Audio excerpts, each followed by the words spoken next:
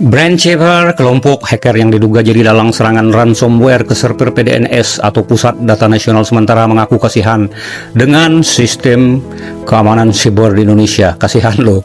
Dan berjanji akan memberikan kunci untuk membuka data yang terdampak. Pada 20 Juni 2024 lalu, PDNS yang merupakan tempat pengelolaan dan penyimpanan data dari sistem elektronik instansi pemerintah sempat mengalami gangguan yang diakibatkan oleh serangan ransomware Lockbit 3.0 varian terbaru bernama Brandchaper.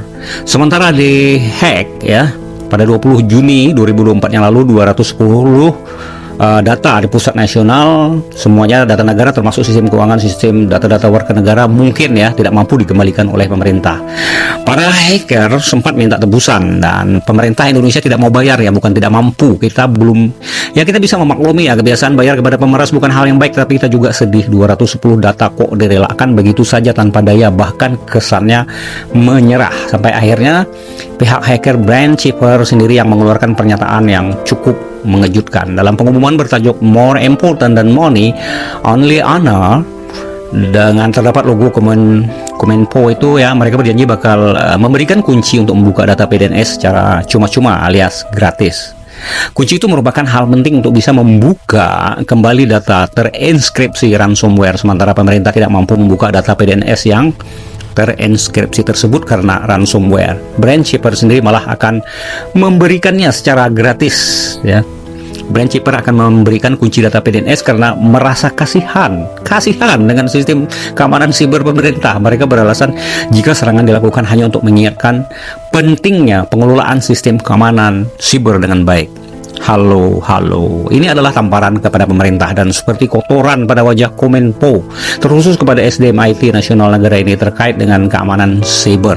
Lebih jauh, Brandchaper mengumumkan hari Rabu ini kami akan merilis kunci inskripsi PDNS 2 kepada pemerintah Indonesia secara gratis. Kami harap serangan kami membuat pemerintah sadar bahwa mereka perlu meningkatkan keamanan siber mereka, terutama merekrut SDM keamanan siber yang kompeten, ujar Brandchaper. Serangan kami tidak melibatkan isu politik dan murni merupakan ransomware yang meminta tebusan seperti biasanya, imbuh Brandchaper. Dalam pengumuman itu, Brandchaper juga meminta maaf kepada rakyat Indonesia untuk kegaduhan ya, yang mereka buat.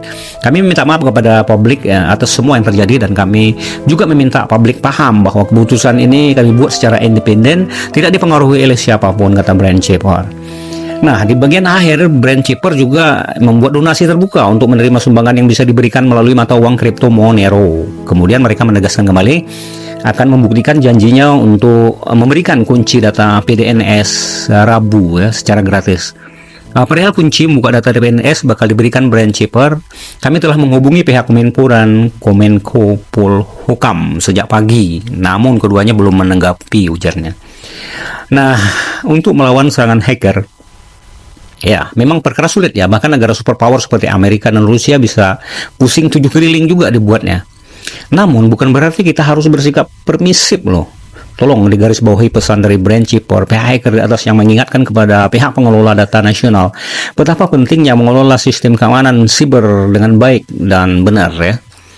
Baik dan benar berarti meninjau ulang sistem keamanan yang telah ada, meningkatkan atau bahkan mengganti SDM di sistem sekuritas keamanan siber nasional.